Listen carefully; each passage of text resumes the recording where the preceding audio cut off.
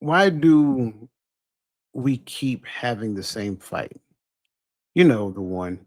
It starts over dishes or tone of voice that detonates into accusations of you never listen or you're just like your father. What if those fights aren't about chores or snarky comments, but they're viruses? A silent generational script that hijacks your love life, replaying wars your ancestors never finished. Let's get raw for a second. 97% of relationships fail because we attack symptoms while ignoring the real weapon, which is generational malware. Programs like conflict equal abandonment or vulnerability equal death are coded into your nervous system by survival driven parents, grandparents, and a culture that profits from your loneliness. But what if you can decode your partner's emotional DNA to preempt meltdowns? Turn nuclear fights into intimacy accelerators using Harvard's biochemical hacks. An engineered trust so unshakable, your great grandkids inherit bulletproof bonds. This is Operation Relationship Dominance, the three-phase strategy used to build unbreakable teams and billionaires to engineer generational empires. You've tried therapy, you've read books. Now it's time to delete the malware. Your relationships aren't broken, they're infected. So let's disinfect them. We like to start off with kind of like a basic question. And I love basic questions because it really starts to get this diesel engine rolling, right? And so we kind of touched on it just a little bit indirectly, but I really want to ask this question. And I didn't have it up, and I really just thought of it while we were talking. Um, what is the biggest concern when it comes down to relationships? And I'm not talking about yours. I'm talking about like if you've perused the social media streets or having conversations with other people or some of the things you've witnessed in your past and things of that nature. In your own opinion, what do you think the biggest concern is when it comes down to a relationship? Mm, that's a good freaking question. Cause so many different things. Um, what I am gonna start with is that it has something to do with self. Something that self is not doing, which is contributing to the relationship. What is that self thing? And that's what I'm trying to figure out right now. Um, Self awareness. I don't know, but I'm thinking it also may have something to do with communication, information, and understanding. So between communication, information, understanding, and somewhere in self, I know I said more than just one thing, but I think somewhere between the mixture of those things right there, that's where the answer lies. I Yeah. think the problem with relationships starts with self, because if I can't control or manage self, I can't have a relationship with Coach or Lisa Keys or Shell or anybody else that may be in the chat watching tonight. You know what I'm saying? So again, I know it has something to do with self. I can't figure out the one thing, but I think it's a combination of a bunch of things. But I wish I could come down to one thing. Um, I'm a digress to you, but before I do, I'm going to say self. That's Okay. my final answer. Self is the problem with relationships. I like it. I like your final answer because I also agree with your final answer as well. Um, and within the scope of your final answer, like I said, initially we spent a lot of time dissecting the symptoms. Effective communication. That's a symptom. That's not the Mhm. problem. Emotional intelligence. That's a symptom. That's not the problem. What I believe wholeheartedly is that in any area of our life, if there is a problem that exists, it's because number one, we did not or we will not accept the truth about the thing, or we don't know about the thing. And so I Mm. think one of the biggest problems to go and again, this is not outside of what you said. I think when it comes down to relationships, because self is the central focus of every relationship that I'm in, right? Mhm. And I'm speaking facetiously when I say this. It's because I have not accepted the truth about relationships or I am totally unaware of what a relationship is. So, in the space of that, going back to a conversation we had a couple of Friday nights ago, we have, and I think we talked about um, society or societal harmony, right? Mm-hmm. And if you remember that conversation, there was some some difficulties a little bit, right? Because Differences of perspectives differences of perspectives, because I believe we miss a transition. We want societal harmony. Well, I'm sorry. Yeah, we want societal harmony, but and I want to make sure that's what it was. or the personal Um, harmony it was I think it was society identity, was it? That wasn't that a talking point? Wasn't it about society identity? I Um, knew it was, yeah, I think okay, so. right. Think so. Think And so. so something of that magnitude. Mhm. So we want this societal harmony, which is found in the identity of that society, but yet we have not yet achieved our own understanding of our own personal identity. And so the natural flow of the thing is that I must achieve personal identity and then harmonize within the understanding of personal identity. Then I can open myself up to harmonize within social identity, not society, social. Social. Then I can harmonize and then I can be a part of social identity. But I believe a lot of times what we do is within our personal identity, we have not found harmony, and then we go out there and try to intertwine in a social setting, and we struggle to find harmony there. And I think that's the answer to relationships. A lot of us Mhm. want to be in relationships hoping that the other person has the answers to my identity concerns, but it's not their responsibility to give you the answer to your identity concerns. So the Mhm. issue, like you said, is self. And because self does not understand relationships, have not accepted the truth about relationships, and by that same token, may be unaware about what a harmonized relationship looks like or a harmonious relationship look like. So now with my toxic self, I go into a relationships thinking that I am going to be in harmony. It's a Mhm. virtual impossibility. It Yeah. cannot happen. So, and again, the natural flow must go from personal identity to social identity, not the other way around. I cannot find my identity in a social setting, which goes back to a whole nother conversation, which will derail this conversation, but I give you a snippet of it. My identity is found in my parents, both of them, plural, not one. So I need both of them to help me to understand who I am. Once I harmonize with that, then I can go in the world and express it, and the world give me some responses in relation to that. So now I get to fine tune the symptoms of my life based upon the information that the world has given me. So if I'm not an effective communicator, the world's going to let me know. If I'm struggling with emotional intelligence, the world is going to let me know. And it's up to me to be open minded enough to accept that information so that I can make the necessary changes moving forward to improve with interpersonal interactions. And that was a good first question, especially since it wasn't even one that was it was impromptu. It was. Um, yeah, man. Yeah, I soaked all of it up. I appreciate that. I'm glad we ain't even in the show yet. We was like, man, it's gonna be a good one. We've been rolling here lately.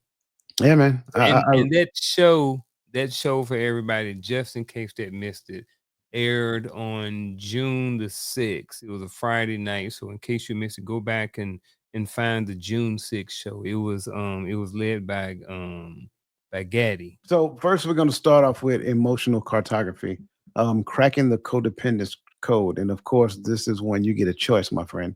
Um, so I want to start off by saying most relationships fail because partners they tend to map reactions. So, however, my father responded to certain things, I tend to map that, so I adopt that as my response as well. Or however my mother responded to the thing, so I map that, and that becomes my response as well. So partners tend to map reactions instead of doing what I tend to call root cause analysis, right? Mhm. Trying to get down to the root cause of why certain responses existed. Elite teams tend to use like a shadow archaeology, which is a method of excavating subconscious relationship algorithms passed down through family trauma and cultural conditioning. This is like, it's almost like A couple arguing about chores may be secretly battling their own parents' power struggle.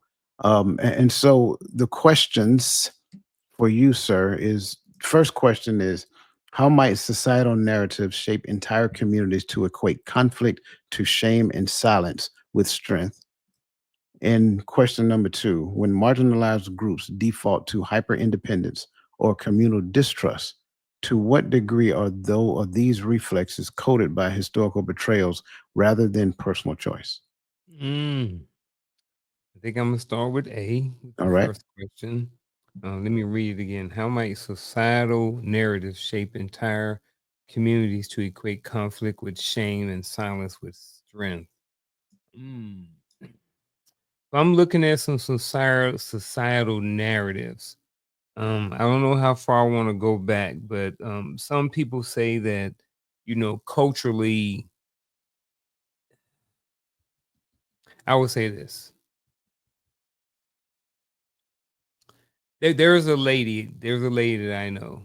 She is black like I am, and she raised her kids not to say yes ma'am and yes sir, no ma'am, all of those things like a lot of black people was raised. They say I was yes ma'am, no sir, yes sir. That's how you was raised, and if you wasn't, it was wrong. And she said for her the reason why she did not is she said that those were slave terms. She said those is what we black people used to have to call the masters and different things like that back in the day. So she didn't want to equate sir or ma'am or whatever to that. So that's how she chose to raise her kids. Good, bad, or indifferent. It was interesting the first time I had heard of that. So that was all new information. So I guess what I'm saying is how that little bit of information or that story relates to this question is I think that sometimes we have certain things that may have been passed down from generation to generation to generation to generation, good, bad, or whatever it may be. And sometimes those things tend to like force you to kind of maintain or be calm or to not say certain things when you want to. Not yelling at somebody when you want to. Maybe that's an extreme or something like that, but just not being able to say certain things that you want to within your community because, you know, if you don't say nothing, I don't know where I'm going with this right now. I kind of had a lot of it in my head, and then now I'm starting talking it out. I'm getting kind of confused, but I do think that is that some of this starts with certain things that have may have that people have been learned, that have been passed down from generation after generation. Certain some of these societal narratives, and those things that happen within and affect the community. Um, yeah, let me pause right there. No, you're good, man. You're good. I remember when I was young, I was extremely self-conscious. I had low self-esteem. Like every time I walked in a room, I automatically thought like what other people were thinking. I was I wouldn't say I was shy, but I think I was kind of shy. Um, and good, bad, or indifferent. I told you it wasn't cool to be dark skinned back in the Mm. 80s, right? The 70s and the 80s. Um, but then after playing football, getting in the weight room, getting swole, all kind of stuff like that, lettering and all kind of stuff, things of that nature, I went from this very mild, meek, passive, shy dude to this extremely self like self-aggrandizing degree of arrogance. I'm not gonna lie, I was over the top with it, bro. You know what I'm Yeah, saying? I was that dude to be you like, found your "Go, peas. yeah, yeah, just go away. I don't want to talk. Come back to see me Yeah, later." You know what I'm saying? yeah. Like it was maybe not to that extreme, but it was bad. And when I Mhm. think about it, it was bad. And I think that's what happens a lot of time when it comes down to these relationships and things of that nature. Like you see certain things, you see conflict in your environment. And I'm talking more so of generational patterns, right? You see where Big Mama, she used to take types of abuse and things of that nature. And then from the perspective of your mother or your father, they went to the other side because they were intentional about not being what Big Mama or Papa was, right? So now they go to the other side. So now they're extremely boisterous. They're over compensating for what took place. Also, you look at certain things like survival strategies, and you look kind of like trauma pattern. I mean, not trauma patterns, but conflict responses. And where we get to the point that we will label ourselves as being strong just for the sake of um, being resilient. And Mm, I think from concept of the social narrative now shapes an entirety of a community because and it's not just shame and silence with strength, it's all types of things, right?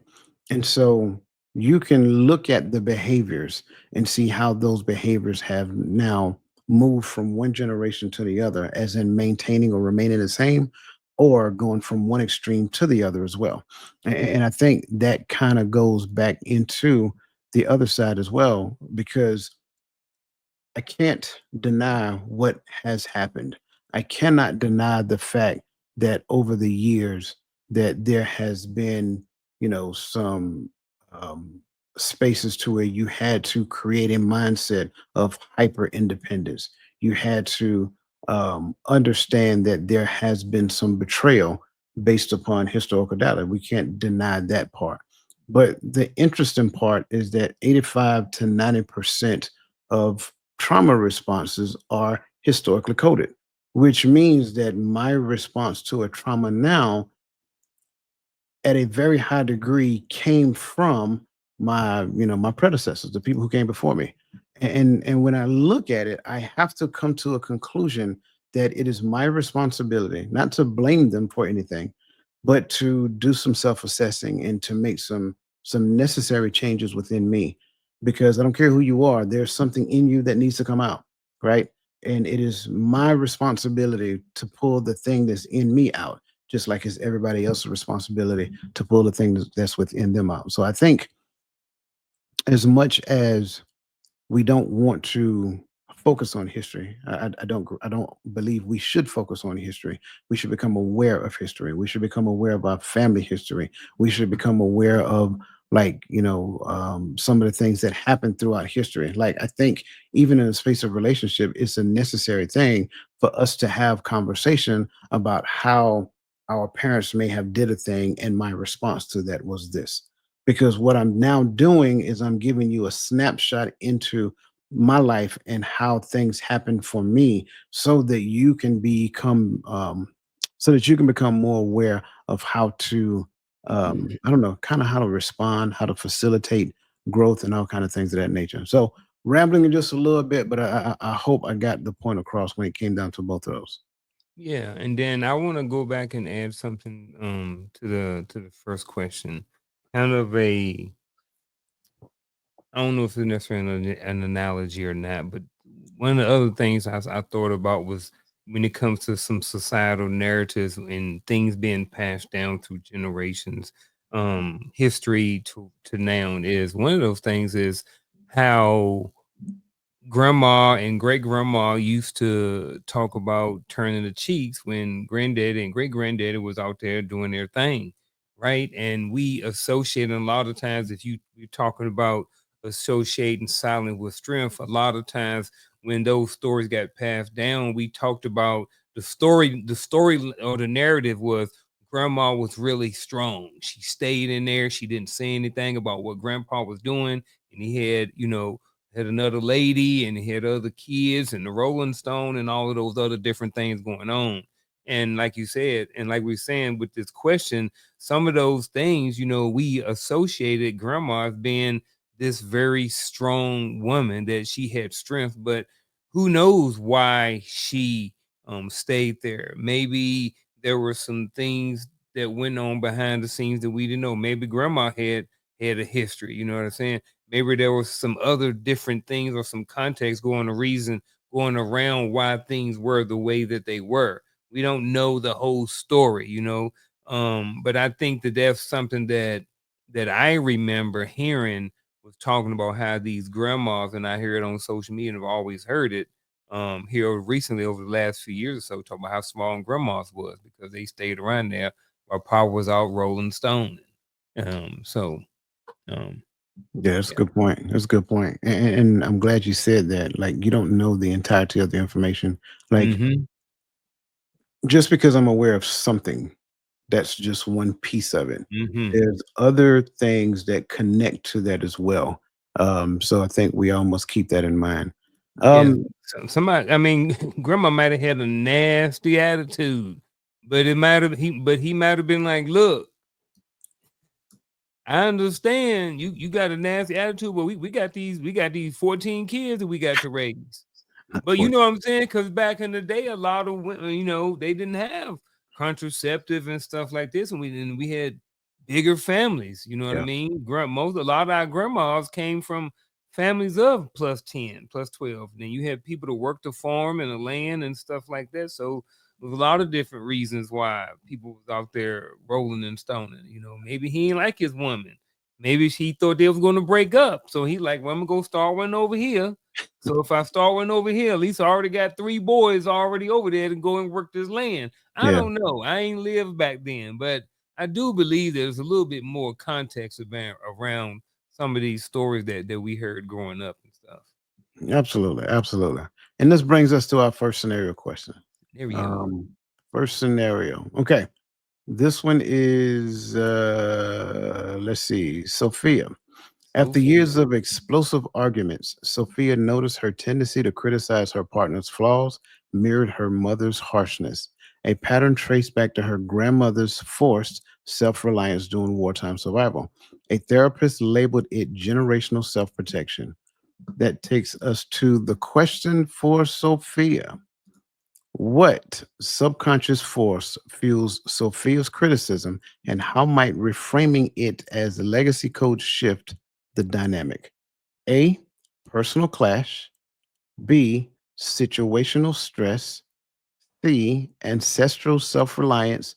Or D. Poor role models. I'll read them again just to make sure. A. Personality clash. B. Situational stress. C. Ancestral self reliance. Or D. Poor role models. Hmm. I need to hear A and B one more time. All right. A is personality. I said personal. Personality clash. I'll read them all again. A. Personality clash. B. Situational stress. C. Ancestral self reliance. Or D. Poor role models.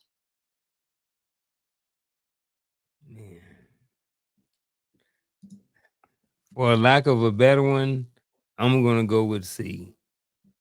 For lack of a better, for lack of a better answer, I'm going with C. C is the best answer, my friend. Yes, yes, Um, the best. the 'Cause I best don't answer. like how none of the answers pointed the finger at Sophia. Well, I Because even the mean, generational, that's still blaming. And even though it's something, and I get there are some generational things or some things that pass down generational or environmental, that gets passed down. But I was hoping that there was something about self, something about Sophia in one of them answers. And that's why I asked you to repeat it again. well, so I think the part about Sophia was her recognizing it being in her. So Okay. so that's the thing. And then again, remember, we're not blaming them. We're just identifying where it's Yeah. coming from, getting down to the root cause of the thing. Yeah. And to your point, C is the right answer because criticism can be perceived as like malware script from generational survival, not personal disdain. Recognizing this allows cartography to take place to combat with collaborative debugging. So again, when you get out of the criticism and things of that nature, you kind of become more open and more collaborative as well. Man, I just looked at the time and man, oh man. Okay. Next point is conflict alchemy, the oxytocin I must be override. hungry. I'm sorry. I just looked and I just saw oxtails real fast, bro. Bruh. Listen, Maybe I'm a big man having a big back moment, man. I don't know. I apologize, chat, but oh my man, goodness. that's just what popped up in my head, Man, I can't get that out of my head now. mm, I can't unhear that. Um, bro. Harvard conflict researchers found that 10 seconds of vulnerability floods the brain with bonding hormones, which is called oxytocin.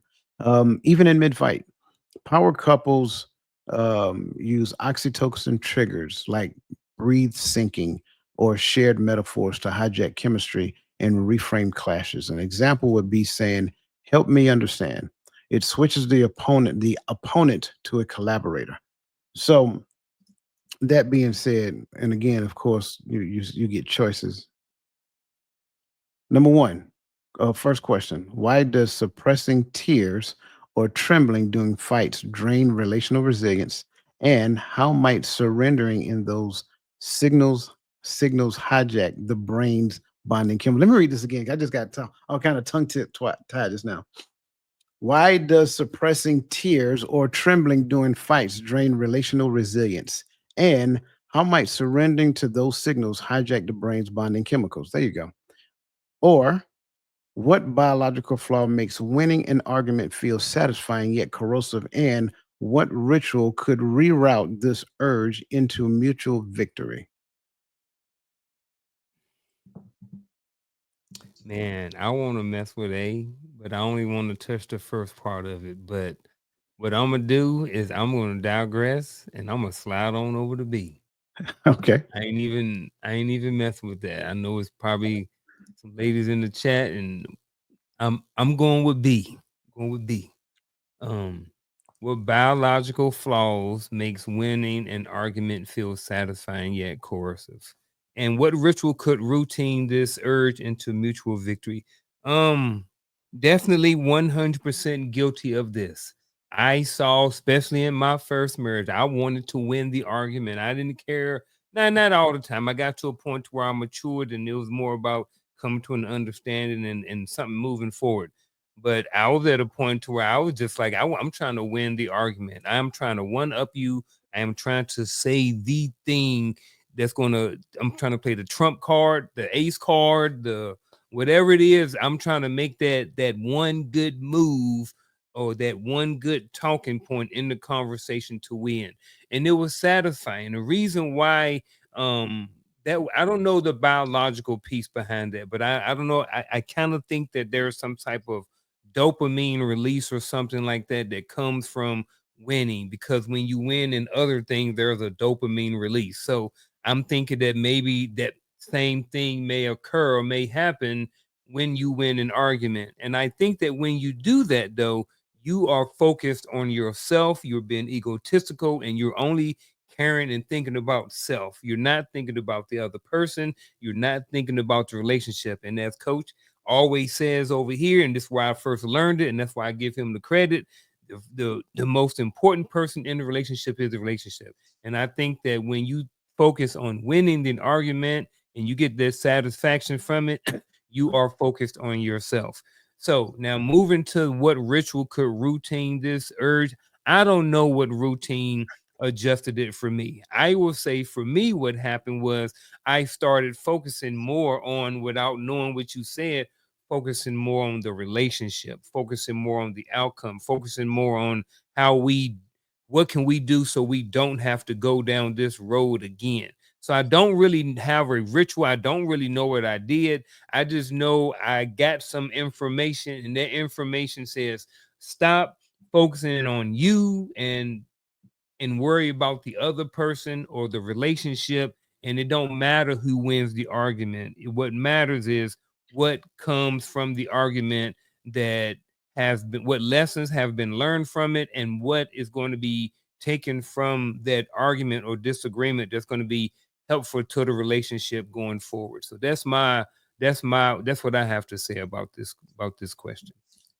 The dopamine trap. The dopamine. That's what it is. The Did it dopamine. show on that? It's the trap though. The dopamine trap, to where dopamine is that thing that gets you motivated to continue along the path. Mhm. So like The reason why you celebrate wins is because you're triggering dopamine, and then the more you trigger dopamine, the more you want to pursue the thing, right? Well, if I'm arguing with my partner, the perception of me winning is the dopamine trap because I tend to see my opponent. I mean, no, I'm sorry. I tend to see my partner more Opponent. as an opponent, and so that's the Hmm. trap.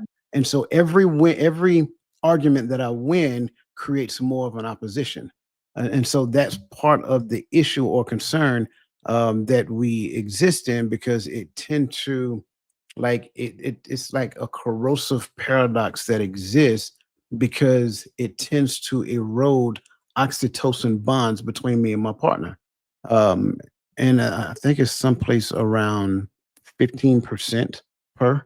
So every time we have said argument and the end of it is one of us winning, there's a 15% change prospectively in our relationship. And so what we have to get to the point is finding a way to overcome that with what is called the transformative ritual. I think that's what it's called. And so the transformative ritual, which ultimately is the perspective pause.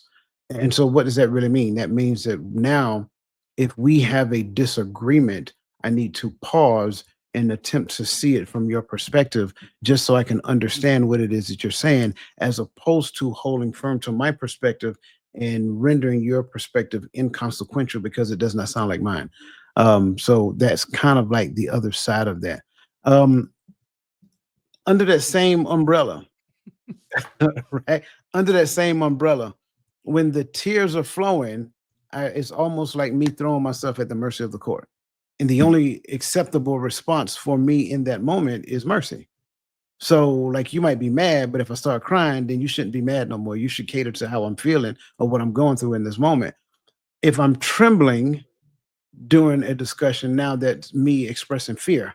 So now it's really kind of tearing away at the relationship. So, what you don't want to do is you don't want to have it to where the other person does not, I'm going to say, you don't want to have it to where the other person isn't an active voice in the relationship. So tears and trembling, both of them, even though, and I'm not saying that every tear is false, and I'm not saying every tremble isn't real. That's not what I'm saying. But I'm saying it cannot be a learned behavior to practice events, if that makes sense. Because there are situations to where when some people don't get their way, they resort to crying or they resort to trembling because at the end of the day, you're not making room for me in this relationship. Well, okay, that's a whole nother conversation, which I think is on the lower end of the spectrum. So if those were the thoughts, like root those out because that's not what we're talking about here. We're talking about how to get to the point to where we have a better relationship collectively. And again, I want to make sure that everybody understands this is not just intimate relationships as well. This is also in the space of working relationship, friendships, whatever the case. Um, and when we get to the point of relinquishing the need to do those things, relinquishing the tears, relinquishing the tremble, the things that try to move the needle favorably in my direction, then what we now are doing is we're going back into the bonding chemistry, uh, chemical, oxytocin, which now opens the door for us to be closer in the midst of the conversation. Because we cannot agree on a thing, but not see each other as adversaries. That's the piece that people need to understand. I think part of the thing within you that views somebody disagreeing with you as an opponent or an adversary, not only is it within you, it probably didn't come from you, it probably was passed down to you. So you have to do the work and ask a very serious question. Why do I view somebody's opinion when it doesn't look like mine as an opponent or an adversary or something of that nature? So that's kind of like where my response in conjunction with yours. Yeah, man. I liked all of that stuff. Especially how you was talking about the tears and the trembling, because I think sometimes, and I think you made a good point of this part. It's not to manipulate. You know what I mean? The tears and the trembling. Like you said, I'm having a bad day. Oh, and now you crying and trembling and all this stuff like this because you want to hang out. What I mean, you want to spend some time together versus just saying, "Hey, you want to hang out together" or something like this, or having a conversation. So, um, the suppression of the tears and trembling of fight. And I don't know. I think those things are good. And I think sometimes, how can I say this? I think sometimes when you find yourself in a relationship with someone and you feel or you think that they're using these certain types of tactics to manipulate, it becomes it makes the relationship harder because now we can't get now we have another problem. So not only we have this problem that we want to talk about, but now another problem is we got a manipulation issue in the relationship now that we got to deal with. So now there's one more thing that we have to talk about. And then what happens when the manipulation issue is brought up, but they don't think that it's manipulation, and then it's this is who I am. This is just how I am as a person. So, and again, I do see we talk about in emotional intelligence, and I do see preventing or learning the ability to hold in tears and hold things in and how effective they can be for the relationship. Because if you're known in the relationship as someone who manipulates and you are your partner sees you as this person as manipulating with the tears and stuff, if you can come to a point to where you can learn how to hold back those tears while y'all are having some of those um deep hard conversations, then I think that that would do wonders for your relationship because now the other person can see, okay, well, you know what? This person's able to have the conversation without getting over emotional about everything. You know what I'm saying? So I think it could be a benefit to having emotional regulation during your conversations. And I know I may have just talked about some of the same things you may have said No, already. you're good because you talked us right into our next scenario, Okay. which is spot on. Yeah. Um, During a fight about miscommitments, Jamal paused and admitted, I shut down because failing you terrifies me. My dad abandoned us when he couldn't cope. His partner tearfully replied, let's fix this together. So, and I know some people are kind of wondering about this. So, what neurochemical hack did Jamal accidentally activate by blending vulnerability with ancestral context? A, dopamine reward. B, oxytocin override. C, adrenaline rush. Or D, serotonin surge. I'll say it again. A, dopamine reward. B, oxytocin override. C, adrenaline rush. Or D, serotonin surge. Maybe I don't know. I'm gonna go with B. Again, your answer is correct, sir. B, There you go. vulnerability during conflict triggers oxytocin, transforming combat into connection. Adding generational context deepens the alchemy by exposing the root cause. So, great question, great Mm. response. This takes us to you got this look on your face. No, I like that one. I was just thought I was going thought we was going more in detail on that one. No, I mean you can I'm if good. you want to. No. I'm good. I'm Okay. good. All right. Next is legacy engineering. Trust infrastructure over therapy, or is greater than therapy. Therapy repairs cracks. Covenants build earthquake proof foundations. Legacy engineers designed relational code repositories, which is an annual trust audit, encrypted vulnerability vaults, fail safes, or betrayal. Example: a family's digital archive of video vows. We never weaponize silence for future generations. I think this is a very interesting one because it's not one that I mean, from my perspective, that our family have used over the years. So for you, your option is a question or the scenario. The question is, how might encrypting vulnerability prevent future betrayal from erasing decades of trust? Or the scenario is, let's see, a CEO's leadership team crumbled during a PR crisis. She later, the CEO, instituted monthly trust syncs where failures are dissected and loyalty oaths are renewed. Her mentor called it DevOps for people, development operations. So the question there is, what invisible threat was neutralized by this ritual? So do you want the scenario or do you want the question? I want a scenario. All right, very good. Yeah. Okay, Scenario. I'll read the scenario again and then give the responses and go from there. So the scenario: a CEO's leadership team crumbled during a PR crisis. She later instituted monthly trust syncs, trust synchronizations, trust syncs, where failures are dissected and loyalty oaths are renewed. Her mentor called it DevOps for people. Question is, what invisible threat was neutralized by this ritual? A, public scrutiny, B, silent betrayal, C, skill gaps, or D, market competition. I'll say again: A, public scrutiny, B, silent betrayal, C, skill gaps, or D, market competition. This one's a little difficult. Yeah, I'm stuck between A and B right now. Okay. Hanging out over there. 50%. Huh? 50%. I know. What was B again? B was silent betrayal. A, public scrutiny.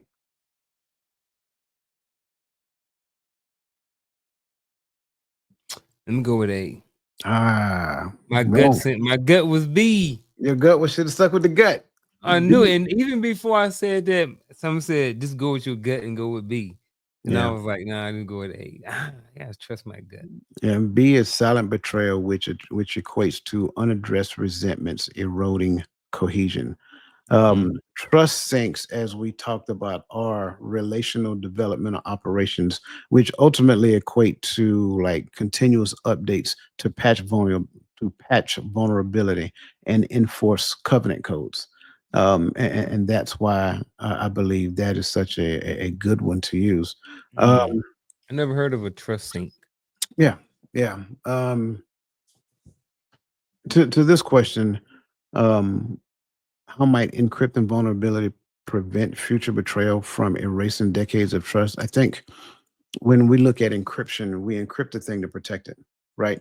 And so we apply the encryption to our levels of vulnerability, not from me to the other person, but within ourselves, right? So we protect the level of vulnerability because you know how it is. Sometimes we can use the thing that we learned about the other person against the other person when they do something that you don't like, right? Hmm. So we encrypt those moments of vulnerability to ourselves to maintain that connectiveness so that when something happens that we don't like, we just don't erase all of the years of our existence together. We address the thing as the thing, not the person tied to the thing. And I think that's very difficult for most people to do because it's hard for them to separate the thing from the person. And because it's difficult for them to separate the thing from the person, they automatically label the person as a thing. That is an automatic violation of our encrypted vulnerability that we have together. Remember, I'm still the person, you're still the person that we had vulnerability moments with. And so we protect those moments so that when the thing happens, we can have a conversation that reflects on the vulnerability that we've shared together. Because we should go within our connection, we should go from vulnerability to vulnerability to vulnerability to vulnerability. It's not that we go from day one vulnerability, day two vulnerability, day three, that's too much. That's overload. It's like maybe month one vulnerability, maybe month two vulnerability, things of that nature. That's more palatable, especially for people who are not accustomed to being vulnerable. So when we do that, now we have these moments that continue to grow and expand and bind us together. I think in doing so, what ends up happening is not only did that thing that person did to kind of like betray our relationship bond, I think that thing happens less or doesn't happen at all. Because a lot of the times, what ends up happening is that you reflect on those vulnerability moments and say, I don't want to sacrifice that for this. I don't want to not tell her what's going on. And then later she find out what's going on and felt like I didn't trust her enough to share it with her. I don't want to indulge in this one moment to cause us like days and months of frustration together. So you start doing the what if analysis in real time, and then you make the appropriate decisions moving forward. If y'all ain't taking notes, y'all missing it. I'm trying to tell you. Yeah. We improving and strengthening relationships right here on Coach's Corner. Mm. Um, the All day. vow versus virus framework. Why 93% of promises fail. Vows ultimately are empty promises, and I love to talk more about vows at a later point in time. They're viruses, and they mutate under stress. Covenants are like antivirus software, self-repairing agreements.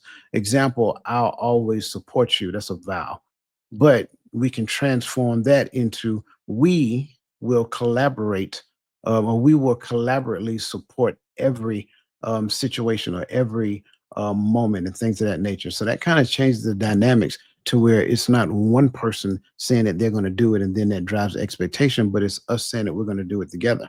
And as always, my friend, you get an option. Ooh, option. Question one: why do common structures like religious doctrine, marital frameworks, and cultural storytelling romanticize forever commitments? Or question two: how do societal narratives glorifying unconditional love, gaslight marginalized groups into enduring toxicity? Um, let's stick with the first one. Okay. So why do common structures like religion, doctrines, marital frameworks, and cultural storytelling romanticize forever commitment? I don't know why. I think because it's the what I think it's the glamour and the to say that you will be one of the I guess the few people to do it. So you're kind of set in a you kind of set in a class where you kind of almost put on a pedestal. I don't want to say put on a pedestal, but for lack of a better term for right now, I'm gonna say put on a pedestal, or you put in a place where you have where you're better, or to where you're at a higher class of person. I don't know. I don't mean it like that in a negative way, but kind of set apart, but at a higher level. And I think that those things I don't know. I think those things are they deal with people's feelings. One thing. I don't know why, but I know they do. I keep feeling like or thinking that I got something and then it kind of goes away. But I think hold on, I don't want you to move on yet because I know there's something here.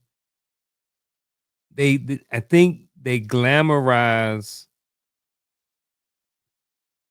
being part of a group that a lot of people cannot be part of. I'll leave it at that. I think that's my final answer. I think all of these things glamorize um and put you in a small category of people who are not really able to do it. And I think that's a it's not necessarily a bad thing. No, that's a fair response. I like that. Mhm. I think when we look at these structures, um, it kind of goes back to what I said in the beginning. Either it's not rooted in the truth, or you just don't know. And Mhm. so both being combined becomes the structure of both of these. Like, I can talk about religious doctrine. Well, if you really understand the doctrine of the Bible isn't about religion, but religion is contained in it. And therefore, religion now segregates people under the doctrine of the Bible. Marital frameworks, right? Looking at what whoever created this framework, right? Created this framework of marriage. It kind of puts you in a particular category. It kind of puts you in a thing that says this should be this should be that, this should be this, so forth and so on. Like, and I hate to say this during this particular show, but I will. But the marriage has absolutely nothing to do with me, right? Only thing I do is get to put on a tuxedo and I get a couple of my homeboys, and then we just stand there and wait on you to come down the aisle. So the marital framework within itself does not support the cohesive unit of both parties. It ultimately glorifies one person from start to finish. Um, and then cultural storytelling, like at the end of the day, you're not going to tell me the trueness of the story. You're only going to tell me the story, the part of the story that actually sounds good and feels good. And I think that's a great transition and segue into this question right here, because there is no such thing as unconditional love.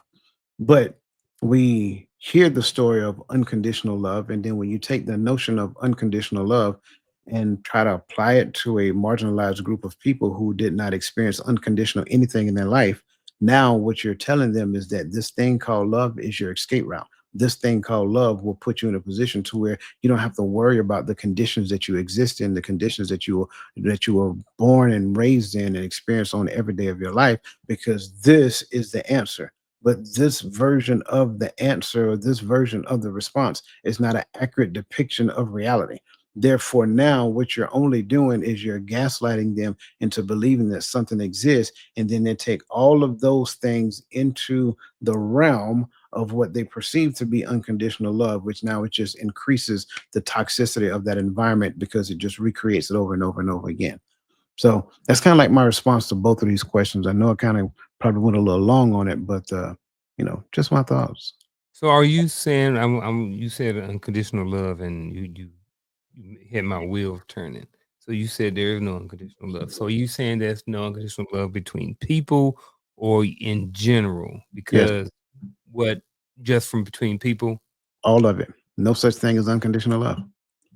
I heard, so this is what I was always taught, and this is what I have always believed is that there's only one place where this unconditional love happens, and that's the love that the Father has for us, and translated sometimes as agape love.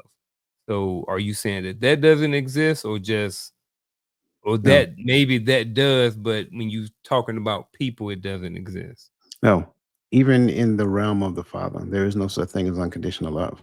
You have Okay. you have to meet the conditions to be in right standing to experience that unconditional love, but it is Mm. still a condition to get there.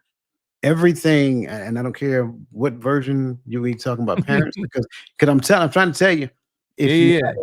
if you haven't heard it yet, if somebody haven't put in the chat yet, somebody gonna say that the love that a mother has for a child is unconditional. That is not true.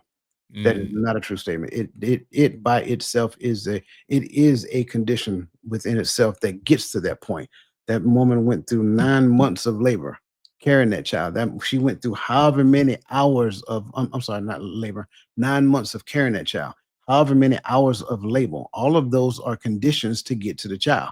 Now, once Mhm. that child is born, now you have a version of unconditional love. But trust me when I tell you, even that is conditional as well, because the minute that child steps out of line and disrespects you, oh, the hammer's coming down. I done did all this and that for Mhm. you, and you see what I'm saying? So there is no such thing as unconditional love. There's only love.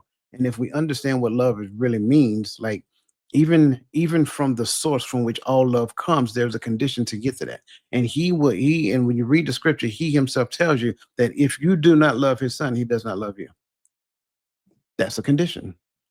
So in all It aspects is a of condition. right, in all aspects of love, there is conditions that must be met. And if we portray this fantastical concept of unconditional love, that's called a fairy tale. The only place you ever seen that came out of Walt Disney. I got me a free nugget in there. I asked that question and I got me a nugget. Like I said, that was something that I always heard, but just with that last verse that you said that you don't love the yeah, I got it. Yeah. That's a condition right there. And yeah, that's I like, that's why that, man, I like having an open mind, and I like where I'm at in life to whereas I'm okay with having all my learned things challenged, Mhm. because where I learned them, the time I learned them, who I learned them from, the space I was at in my life when I learned them, all of those things are a part of my learning and all the things I've learned in the past. And Yeah. when I learned that information versus what I've learned today, I mean, I learned that, man. I think I learned that. I know I learned that in church. I learned it growing up. I learned it at and have it reiterated at throughout other churches growing up. Yeah, I've Yeah. heard that all the time.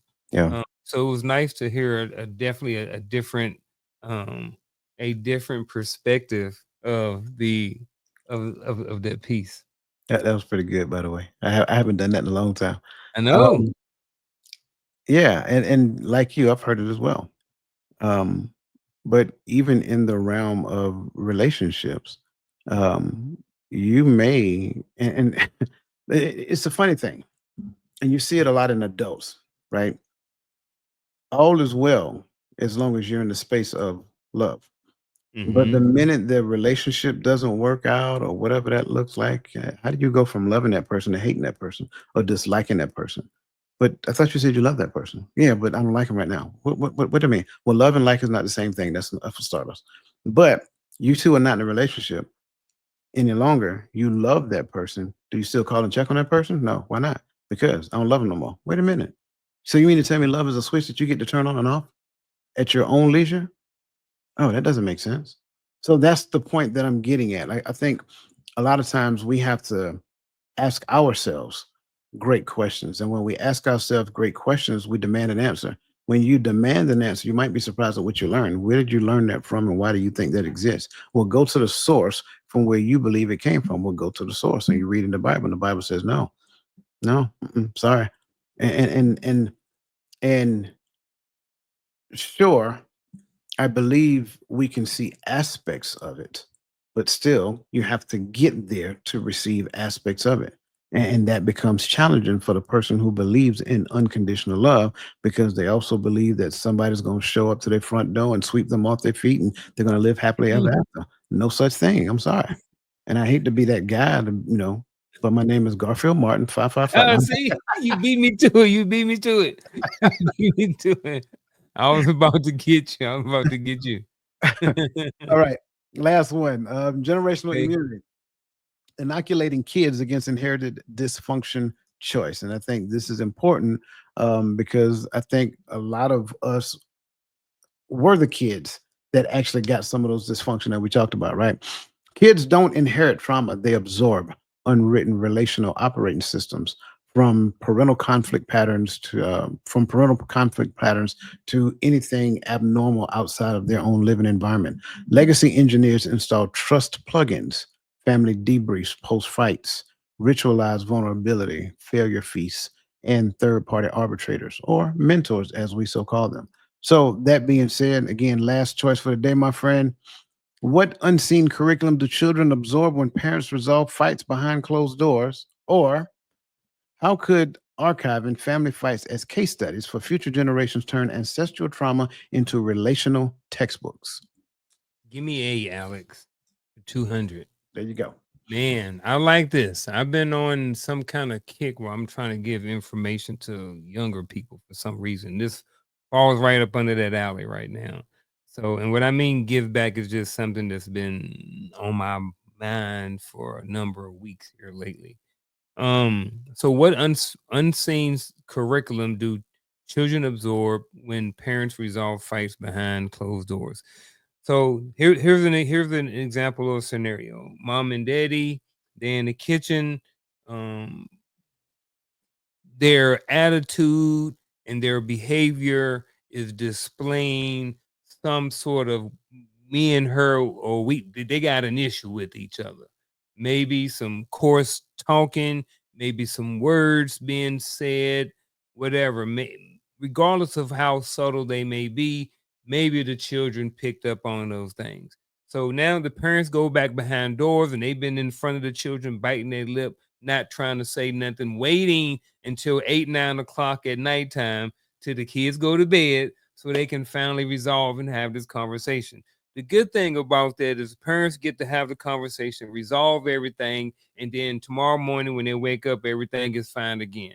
What happens is the kids missed out on what happened from bang to bullets. They saw the information, they saw the drama, and they saw the attitude that they may have had between each other, but they didn't see how it came to a fruition. So they're missing a whole chapter in there. And as I saw this question, I'm just like, darn, my kids never really saw me doing that stuff. They saw that part and then they saw things good, but they didn't see in between. So it's like, I think what they miss out on is they miss out on all of the lessons, all of the conversations that show them how to get from the arguing, not the arguing, the belittling, the snag comments, the all of the stuff that we do in front of each other or in front of the kids that's like right on that line to where we're not arguing and yelling and screaming. We're just being in the same space with each other because we have to, because we can't take a break right now and go and solve this problem until later on tonight. You know what I'm saying? So I think the kids miss out on all of those things that help them get to a point to where they have resolved the fights, so I think that's what the kids miss out on. That's good. That's real good. I just want to add to and move on from it. Um, I would also say that they see you when the tempers are starting to heat up, and then they go away, or you go Mhm, away, and then next thing they know, you come back out, and everything is fine. mhm, In their mind, they have not concluded that y'all are doing conflict resolution behind closed doors. They do not even know the techniques that you're using to resolve conflict. They just mm, know that y'all were in conflict here, y'all left, came back, conflict was resolved. So in their mind, they're not putting two and two together initially. mhm, They just believe that, well, they went in the room, they came out the room, conflict was resolved. So it's like to them, you have to do nothing to resolve conflict. Conflict will only resolve itself. mm, Or or they can conclude the more PG-13 plus rated thing took place behind closed door, and that in itself resolved conflict. Both are false because they can go into adulthood and they have no way, no skills, no practice of resolving conflicts themselves. Because trust and believe, they get into conflict at school, they get into conflict on the playground. So, how do they resolve conflict? Fisticuff? Well, that's how you do it in a very immature way. But they just walk away and leave it as such. So they go through life destroying relationships because they do not understand how to resolve conflict. They don't necessarily understand how to control their tone and have conflict in a more adult, mature manner. Let's be completely transparent. Most adults don't either. So now they grow up believing that, oh, well, it's okay for me to raise my voice at, my significant other, man or woman, whatever that looks like, right? That's okay because eventually we're going to go in a room and we're going to come out and conflict going to be gone. That's not an accurate assessment. So they lose out on learning how to resolve conflict. And then because we never teach them the lessons that we learned from conflict on how to resolve conflict, now we can't teach them those lessons learned. That's the whole point behind the case study. How many times have you ever known, and I'll be the first one to raise my hand and say it has never happened with me. None of my parents ever sat me down and said, okay, look, I got into this type of conflict with your dad. I got into this type of conflict with your mom. But these are the things that I learned about myself when it came down to conflict. I may not have learned at an early age that my perspective is not the only perspective there is to seeing what reality look like. In fact, my perspective can't be the only one to get a complete understanding of reality. So now what we do is by creating these case studies, lessons learned, we're teaching them how to resolve conflict at an early age. yeah, man. I like this one.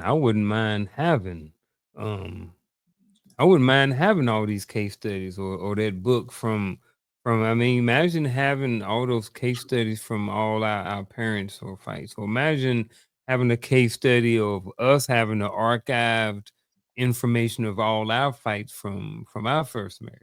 You know what I mean? I got 19 years of stories and lessons and stuff in there that could be passed down to whereas my sons don't have to go through things if certain lessons are applied. So I like both of those questions. Either one of those would have been good. Yeah, I like both of those. To your point, ain't nothing to it but to do it. Listen, Mhm. because of time, we're going to forego true false. We had some true false, but we're not going to do it just simply because of the time. And again, we like to appreciate and respect each person's time. I want to make sure I respect that young man's time as well.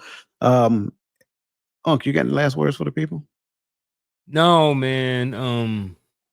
I appreciate this conversation, man. We've been batting 1,000 for a lot lately, so I'm definitely enjoying the flowing of these conversations we've been having lately. It's like we're really in sync and really vibing on a really good level. So I really appreciate that. But yeah, man, this was another good one. Enjoyed it, learned some things tonight. We got a couple of good things, man. And I know we're not doing actionable advice, but if I would do actionable advice, it would just be go back and watch this one, and then go back and watch the Friday night show from June the 6th. Those shows, two really good shows. So definitely go and do those things. Absolutely, absolutely. I agree with you 100%. I think this is one that people need to watch multiple times. I think within the lines of every question, every scenario that we talked about, I think you can find yourself in there and you can find spaces where you can improve. And don't take it and throw it at somebody else and say, you need to watch this and blah, blah. Don't do that. Nope. Yeah, don't Your do that. responsibility is to do it for yourself, right? Again, going back to what we talked about in the beginning, right? In order for us to get to some social harmony, we got to get to personal harmony first. And that's me getting to the point of me understanding my identity and then harmonizing with that identity and seeing how the world respond to it. And then I can go out there and be socially harmonized with those people who are who desire to exist in those spaces where harmony exists. So that being said, man, I appreciate you as well. I appreciate everybody in the chat. I know Real that quick. yes, yes, agree. Now, y'all can still share the video. Still share people, but just don't be like, hey, you need to watch this because you need to change. Just take that out. Just share it with them. And that's it. That's it. Take the That's venom it. out. Take the venom out. Yeah. Listen, again, we greatly appreciate you guys. Greatly appreciate all the value that you added in the chat. You guys are awesome. And again, you are a functional part of the show. Again, if this was your first time, like Craig said on Friday, come back. Come back. Come back. We keep doing this every week and we do it for you. So that being said, on behalf of my good friend, the Uncle Junior, the consistency coach, my name is Dwayne Dwyer, the mindset coach, and we are out.